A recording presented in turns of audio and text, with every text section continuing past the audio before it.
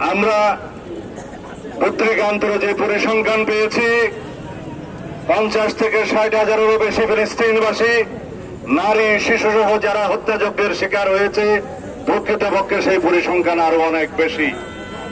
যারা অপুষ্টিতে ভোগে যে সমস্ত শিশুরা মৃত্যুর মুখোমুখি হচ্ছে, তাদেরকে হত্যাকাণ্ডের শিকার হিসেবে গণ্য করতে হবে।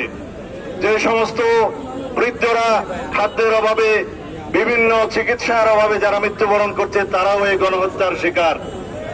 সেই হিসাবে লক্ষ লক্ষ ফিলিস্তিনি ভাই বোনেরা এই বর্বর আগ্রাসন এবং গণহত্যার শিকার হয়েছে।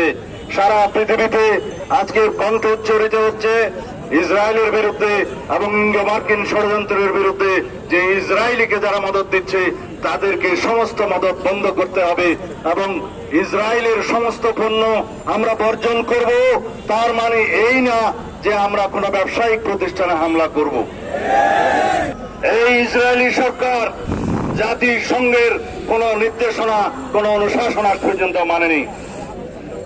এই পরাশক্তির দুই একটা দেশ তারা সব সময় যখনই ফিলিস্তিনের মুসলমানের পক্ষে জাতিসংঘ রেজলিউশন পাশ করেছে, তারা তার বিরুদ্ধে ভেটো প্রয়োগ করেছে, আপনারা সবাই জানেন।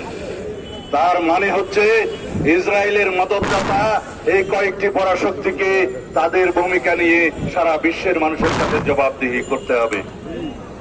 যতদিন পর্যন্ত প্যালেস্টাইন মুক্ত না হবে, যতদিন পর্যন্ত ফিলিস্তিনে গণহত্যা বন্ধ না হবে, যতদিন পর্যন্ত ইসরায়েলি বর্বর আগ্রাসন বন্ধ না হবে, ততদিন পর্যন্ত আমরা অবিরত বাংলাদেশ এবং সারা পৃথিবীর মানুষকে আহ্বান জানাবো। আমরা আমাদের প্রতিবাদ এবং নিন্দা আমাদের জানাতে থাকতেই হবে।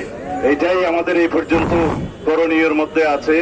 আমি এই চৈত্রের ভর দুপুরে আপনারা অনেক কষ্ট করে আমাদের বক্তব্য শোনার জন্য আপনাদের প্রতি সত্যি কৃতজ্ঞতা এবং ধন্যবাদ জানাই। যে সমস্ত ছাত্রছাত্রীরা আজকে